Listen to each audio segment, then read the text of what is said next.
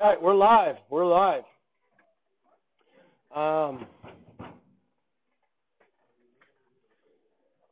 We defined a horizontal asymptote on Wednesday in terms of the limit, and we said there was a horizontal asymptote at y equals L if and only if one of these two things were true.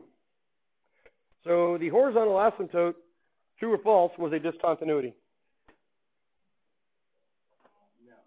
False. False.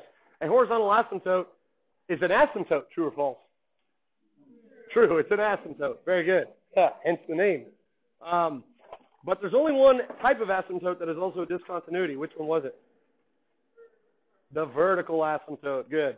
So a horizontal asymptote is nothing but an end behavior asymptote. It describes what the y values on the graph are doing as we analyze, forget that one, what's happening on the end. Now, which limits do we look at when we're describing end behavior? In other words, how do you write a limit to communicate that you're analyzing the end behavior of the graph? To infinity, right? As x goes to either positive or negative infinity, as I have shown up here. I always thought the best announcement would be for someone to come on the intercom and say, teachers and students, please disregard. No, that would be the second best. The best one would be, dear teachers and students, sorry for this interruption. Or please excuse this interruption. And that was it, and that's all they said. That was all they said. Sorry for the interruption. Teachers and students, sorry for the interruption. And that's it. That would be a good one. That'd be a good one. If I were a principal, I would do that. Okay. So a horizontal asymptote is not a discontinuity, but it is an asymptote. That's what we established, right? Can a horizontal asymptote be crossed by its function? Yes, it can. Yes, it can, because it's not a discontinuity. Does every function cross its horizontal asymptote? No, but some of them can. So if you look at this graph right here, we're going to study sine waves later on. If you have a sine wave whose amplitude diminishes as you go out to the right, okay, the sound is losing some of its force. This thing could be oscillating above and below the x-axis, but by less and less and less and less and less. So if we call that function f of x, what do you think the limit is as x goes to infinity of f of x? Let me go ahead and extend the x-axis out. Yeah, it looks like it's going to be approaching 0. Now, if it continues to oscillate above and below, but by less and less and less, then even way out here, where I lose the ability to draw it going above and below, if you were to zoom in out here, guess what it would look like? It would look like this. You're always going to be able to see above and below. But by definition, because the y values are getting closer and closer to 0, there would be a horizontal asymptote at y equals 0. So now how many times would that graph cross its horizontal asymptote? Infinitely many times. Yeah. So is there enough evidence there to say, yeah, a graph can cross its horizontal asymptote? Yep. In fact, what about this? What if we look at the function f of x equals, what's your favorite number? 7. Okay. What does the graph of f of x equals 7 look like? It just says y is always 7. How about that? A horizontal line? Yeah? What would be the limit as x goes to infinity of f of x? Hop on the graph, head out to the right. As you go out to the right, what are your y values getting closer and closer and closer to? 7. In fact, they're always a 7. They're not getting closer and closer to 7. They're always a 7. So that's the right end behavior. By definition, then, would f of x have a horizontal asymptote? We have a horizontal asymptote at y equals 7. How many times does that graph cross its horizontal asymptote? It doesn't really cross it, right? How many times does it touch its horizontal asymptote? Infinitely many times. Yeah. It touches its horizontal asymptote anywhere and everywhere. And so a horizontal line is by definition its own horizontal asymptote. And notice as I draw that from left to right, it doesn't really force me to lift my finger when I'm drawing it. Okay, cool. So what we're going to do now, and this will be very similar to what your quiz tomorrow will look like. Okay? So you're going to want to pay attention, just like you currently are. We're going to evaluate the limit as x goes to negative infinity, positive infinity, And then we're going to determine any equations of ha. All right? So letter A, we got I, and the toughest one of all, right? I.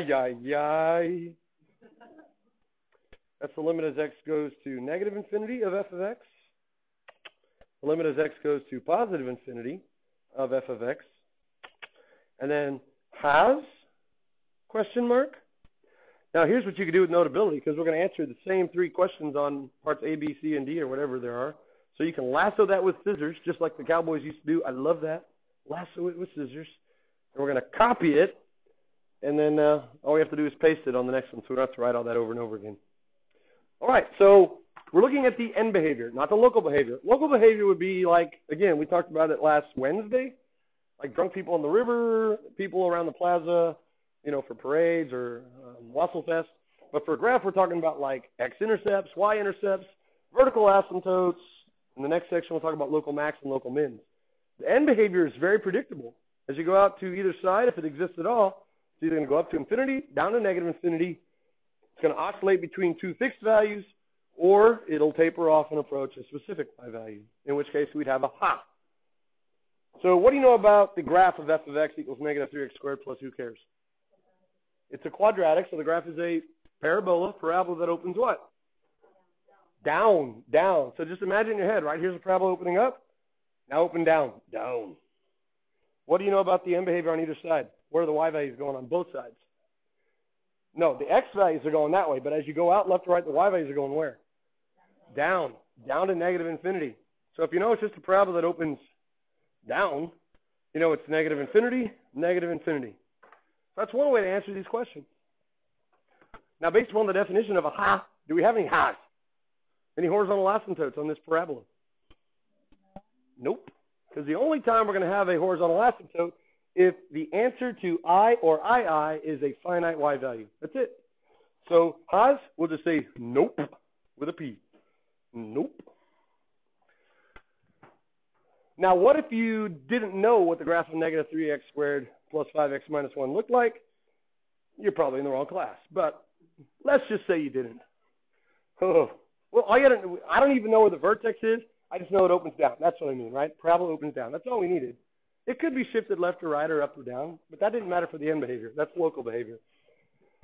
Here's what you could do. Instead, you could be like, you know what? When I plug in huge values of positive x, you think that minus 1 is going to contribute to the magnitude of the answer? Like a gazillion, jillion minus 1. Snicker. Sorry, minus 1. You're very, very insignificant. What about the 5x to the first? Now, he'll be changing. As x gets bigger, 5x gets bigger. But by comparison to negative 3x squared, your 5x is, guess what? Paltry. In fact, so paltry, it's negligible. Which means, if you're looking at the end behavior, all you have to do is find the leading term. And is the leading term always the one in front? No. Is the leading dog always in front? Yes, that defines a leading dog. But a leading term is not always in front. A leading term is always the one with the largest exponent on the variable, which happens to be in front in this one.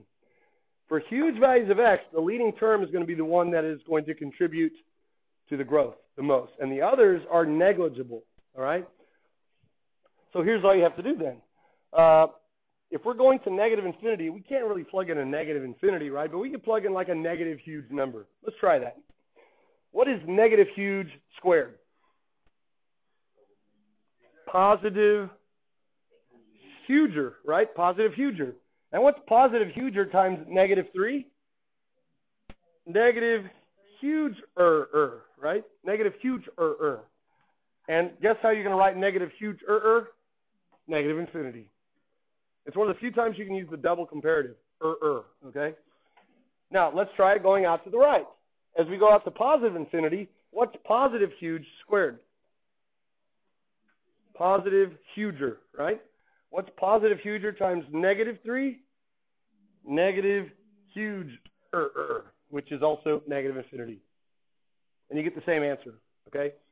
It's just a little bit faster if you know what the graph looks like. But are you going to always know what the graph looks like, even in this class? No. So you can use that as well.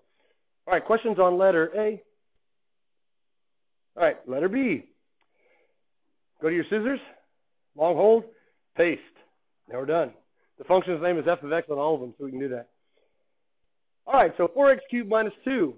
We can do it one of two ways. You can imagine what the graph looks like, or you can do the method. Does anyone happen to know what 4x cubed minus 2 looks like? Yeah, the parent function is the snake, or as I call it, the John Travolta graph. Okay? If y'all have seen like Saturday Night Fever, right? He's doing this, right? So the x cubed graph looks like this. Comes in from quadrant 3, from negative infinity, passes to the origin, and then goes up in quadrant 1 to infinity. What does the 4 do to that graph? Stretches it vertically by a factor of 4. So watch. It goes like this, then it goes like this. Almost like a dance move, right? See that? Watch. X cubed, 4x cubed.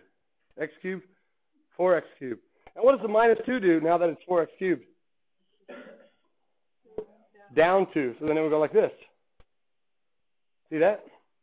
Now I think that the next time we have a pep rally, I can get all my pre-cal kids to come in after school, and I could teach y'all the 4x cubed minus 2 dance, and we could perform it at the pep rally, right? X cubed, 4x cubed, 4x cubed minus 2. Boy, that'll get the crowd into a fervent lather, wouldn't it? No. All right. So if you know what it looks like, it does look something like this. Here's minus 2, and it looks something like that. And by the way, that is 4 times steeper than regular x cubed. Can you tell? I can tell. Does it really matter how steep it is in terms of the end behavior? No, not really. Okay, does the minus 2 even really matter? No, not really. But what would be the limit as we go to negative infinity? Negative infinity. What would be the limit as you go out to the right? Positive infinity. Positive infinity. Do we have any ha's? Nope. Nuh-uh. Nuh-uh. Nuh-uh. How about no? Just put no. No. No ha's. Okay. Now let's say that we didn't know what the graph looked like, or pretended that we didn't because we didn't dare want to have to dance that at the pep rally. Is there another way to do it? Heck yeah. There's 2 terms. For huge values of x, you think the minus 2 is going to be significant? Nope. See, negative 2, you're a big nothing. And now you can use the method, right? As you go to the left, plug in a negative huge. Negative huge cubed is what? Negative huger. An odd exponent preserves the sign, so you get negative huger. What's negative huger times positive 4? Negative huge And how do you write negative huge Negative infinity. Sehr gut. All right, and then the other one, going to positive infinity. Positive huge cubed is positive huger times 4 is positive huge which you can just put infinity, okay? And you're done. Now, when you say that the limit, let's look at part II. When you say the limit as x goes to infinity is infinity, you're saying 2 things, right? You're first of all saying, first and foremost, that the limit does or does not exist. Does not exist, right? When you say the limit is infinity, that's not a limit, okay? But you're also communicating why it doesn't exist, because the y values are increasing without bound. Limits can fail to exist for many different reasons, so that is the preferred answer, okay? Letter C. I'm going to pretend here that I have no idea what the graph looks like. It's fun to pretend sometimes, right? So let's just go ahead and go with the scissors, long hold, paste, and there we go. Yeehaw. What would be the limit as x goes to negative infinity? Well, let's use the method right away. Plug in a negative huge. What's negative huge minus 5? Negative huger, right? What is the square root of negative, who cares? Even huge, negative huge. It's like imaginary, right? And what's imaginary times 2? Imaginary. So, do we even have a real limit? No. So what do you put here? Imaginary. No, you put D and E. The limit doesn't exist. The limit doesn't exist. Now this, you can't put infinity or negative infinity, can you? Because this one doesn't exist for a different reason. It's not D and E because the y values increase or decrease without bound. It doesn't exist because it doesn't exist. Doesn't exist. All right, what about the limit as x goes to positive infinity? Plug in a positive huge. Positive huge minus 5? Still positive huge, right? What's the square root of positive huge?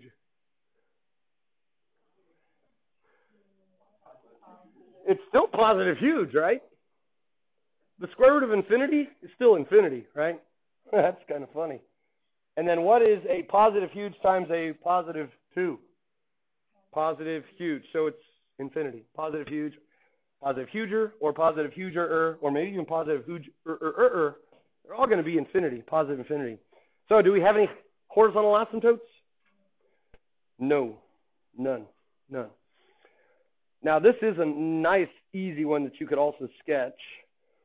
What's your parent function? What's the square root of x, which remember looks like that dude? He's like, what's up? Yo, what's up? What's up? Right? I don't know, is that a dance move? I don't know. Yeah, maybe. I don't know. Maybe if you put your head in here. I don't know. It's like half of something. That's your parent function. What does the 2 do to it?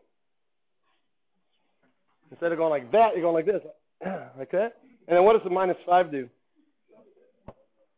To the right 5. It's inside, so it's to the right 5. So it looks like that. There it is. There's what the graph looks like. Pretty easy to sketch that. We're going to review all these later on, by the way. So if you want to know what the limit is as x goes to positive infinity, hop on the graph, start going up to the right. Where are your y values going? They're going up to infinity. Not very fast, but how long do they have to get there? Forever. Will they ever reach it? No, but they will be going up forever. In other words, these do not taper off. There's no horizontal asymptote. Now, what is the limit as x goes to negative infinity? It doesn't exist. So it's important when we talk about the left end behavior of the graph that we're talking about the limit as x goes to negative infinity. We are not talking about the leftmost point on the graph. What is the leftmost point on this graph? 5, 0. That's not the left end behavior, okay? Because 5 is nowhere near what? Negative infinity. So that would still be local behavior because it's generally close to x equals 0. So the left end behavior of the graph is always x going to negative infinity. All right, so those are kind of the boring ones. Now we get to the fun ones. All right, part D. Let's copy and paste. D, E, and F are going to be ratios of functions. And when you have ratios of functions and you're looking at the end behavior, infinity or negative infinity for x, all you have to do is analyze how fast the top and the bottom are growing with respect to each other. And there's really only 3 different cases, right? You can either have the bottom growing faster than the top, you can have the top growing faster than the bottom, or you can have them growing kind of at the same rate. Those are really the only 3 things, unless you can think of another one. Bottom goes faster, top goes faster, they grow at the same rate. What's another one?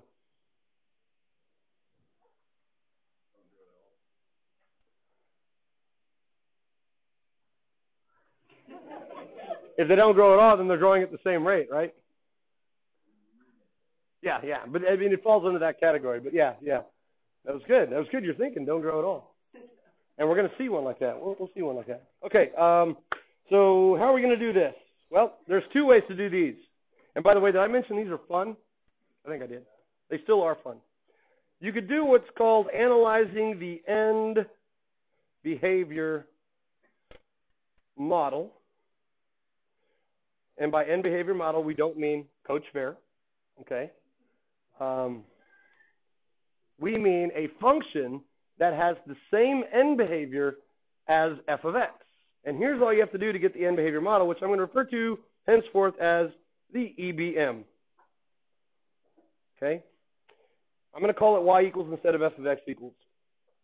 The local behavior of f of x is going to be somewhat fascinating. You're going to have 2 vertical asymptotes, one at positive square root of 2/5, one at negative square root of 2/5. How awesome. There's probably going to be an x-intercept at negative 1/3. Wow. There's probably going to be a y-intercept at negative 1/2. Fantastic. There's probably going to be a local min or a local max, which we'll talk about in the next section. That's all local behavior. End behavior is like what happens as we had this function and maybe zoomed out on the calculator into outer space. We're not going to see all that local behavior. All we're going to see is the trends on the end. So all you have to do is, again, analyze the leading term, but in the top and bottom independently. So 3x to the first, 5x squared. Those are the leading terms because they're out in front? No, because they are the largest powers of x in both the top and bottom. So if you want, you can also obliterate the plus 1 and minus 2, if that makes you feel good to obliterate things. Maybe you have anger issues, I don't know. All you have to do now is simplify the leading terms. If you were to simplify 3x to the first over 5x squared, what would you get? 3/5. And then x over x squared would simplify to 1 over x, or x to the negative first. But I'm going to put it as 1 over x. Why? Because I know what that graph looks like. 3/5 1 over x is nothing more than a transformation of our parent function 1 over x, which we totally know what it looks like now. It lives here in quadrants 1 and 3. And what does the 3/5 do to the graph of 1 over x? Just to review. Compresses it how? Vertically or horizontally? The way it's written. It would be a vertical compression by a factor of 5/3. It's 3/5 as tall, which means we're compressing it downward by a factor of 5/3. But it's still going to look pretty much the same. It's going to live here in quadrants 1 and 3, horizontal asymptote, vertical asymptote. So here's what we call it again, the end behavior model. The end behavior model and the function itself, f of x, they'll have different local behavior, but they have the same end behavior. And if you know what the end behavior then is of the model itself, it's going to be the same as f of x. So what happens as x goes to negative infinity on our end behavior model? It approaches what? We're getting closer and closer as we go out to the left to 0, right? From below. And what happens as we go out to, on our end behavior model to the right? It approaches what? 0 from above.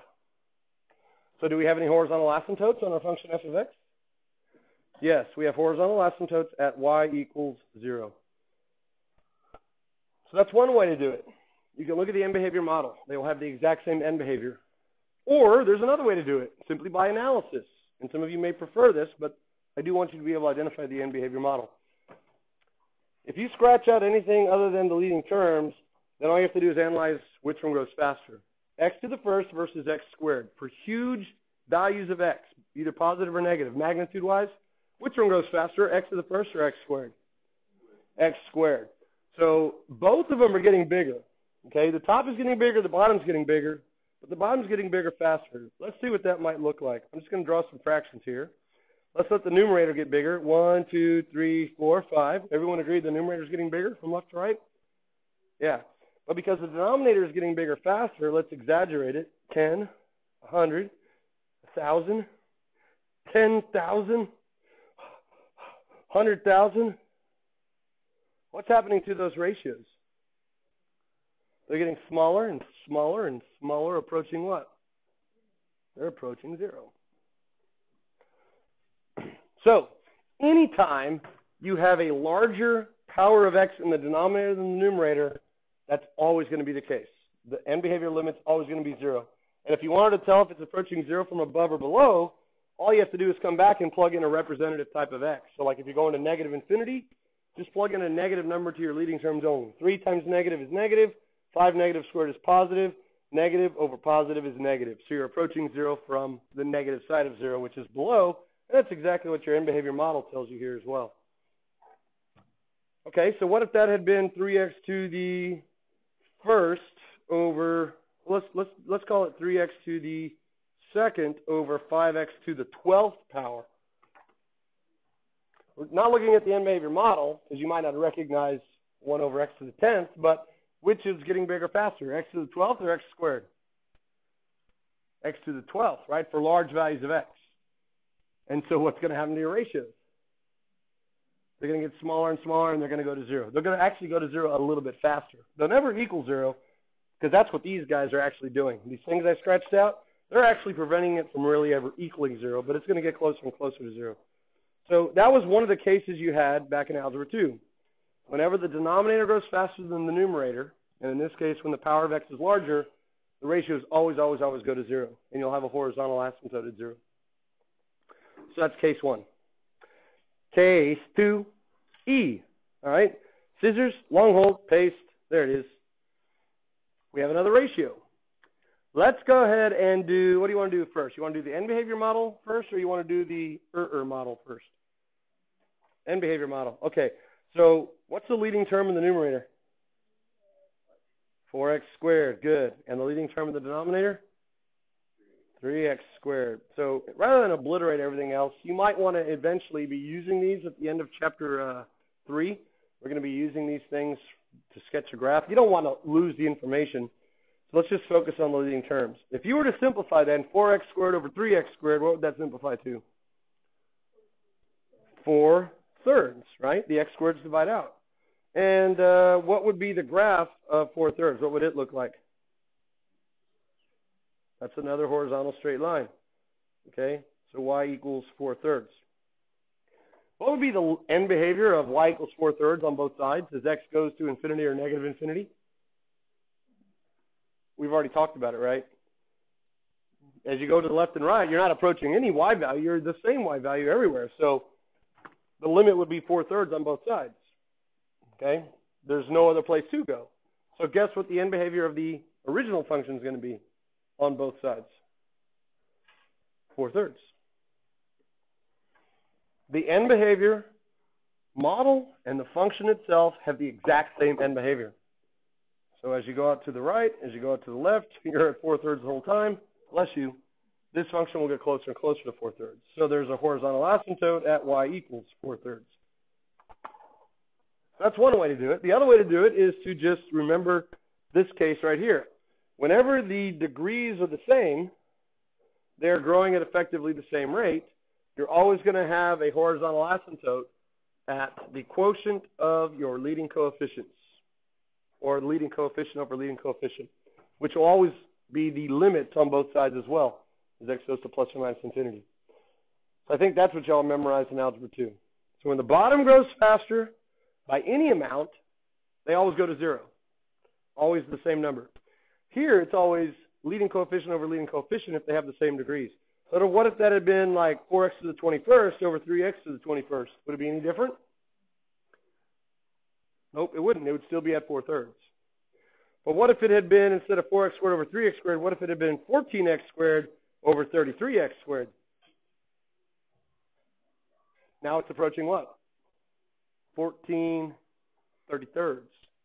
So again, leading coefficient over leading coefficient. Now, to answer your question about them not growing at all, if I started you off with just y equals 4 thirds, the top is a constant, it's not growing. The bottom's a constant, it's not growing. But those are also the leading coefficients, so it's its own end behavior model. So those horizontal lines are kind of the exception.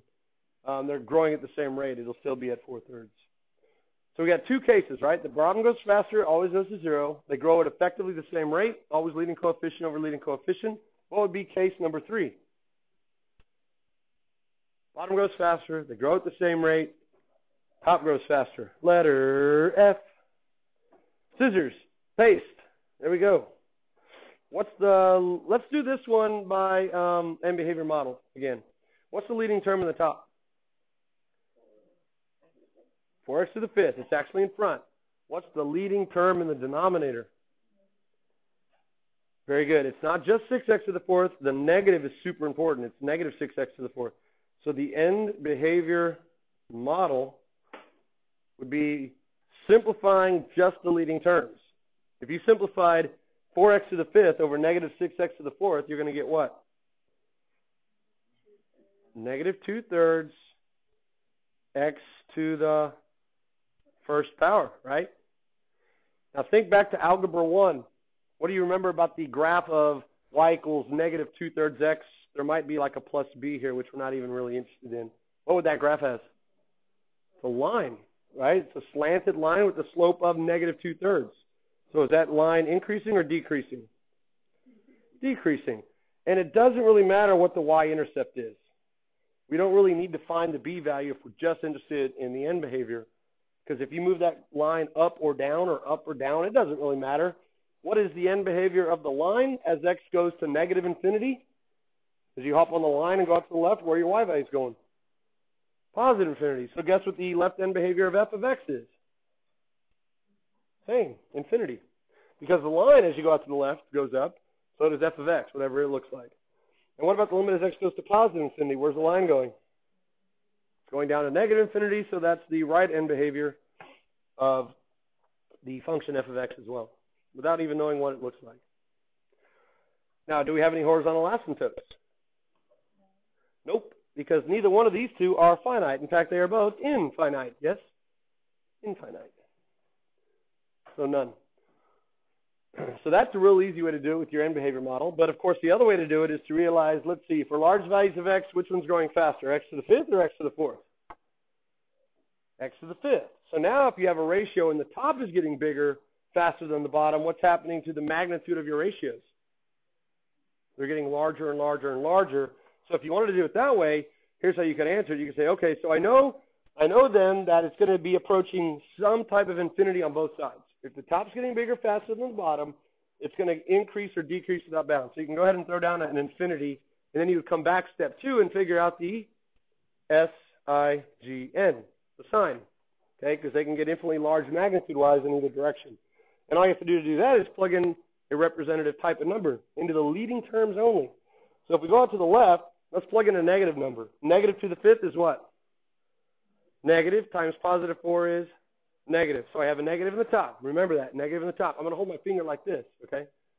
But I'm going to hold it far enough away so you don't think like I'm holding a negative here. And you're like, who's that holding a negative finger up there? It's still me.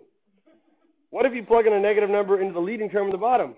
Negative to the fourth is positive times negative 6 is negative. Now he has 2 mustaches. Wow. Actually 3, right? 1, 2, 3.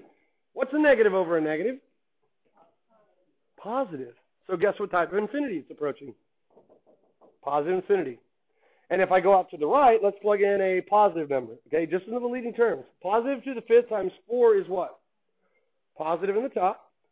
And on the bottom, positive to the fourth is positive times negative 6 is negative. What's positive divided by negative? Negative infinity. So you have 2 different ways to do this. You could do it with the end behavior model, or you could do it by analysis. Oh, hey, it's good. It's good. You can answer it. Tell them we're doing awesome end behavior stuff. All right, so let me change it up a little bit then. What if that were a 4x to the, not fifth, but how about to the sixth? Let's go small. For large values of x, is the top still getting bigger faster than the bottom? Yes. Okay, so it's still going to go to some type of infinity on either side. And you could still plug in a representative plus or minus. But what would the end behavior model be now? Y equals, no! X squared. And what do you know about the parabola? It would open down. So now it would have negative infinity on both sides. All right. That's your quiz tomorrow. Let me just say, I think you go to, hang on. Teacher, that assembly bell is for juniors. Okay. Your quiz tomorrow is just going to be on this type of stuff right here. You could still finish your worksheet. So go ahead and get your worksheet done. And then juniors, you're going to the auditorium. Dang, time flies when you're doing math.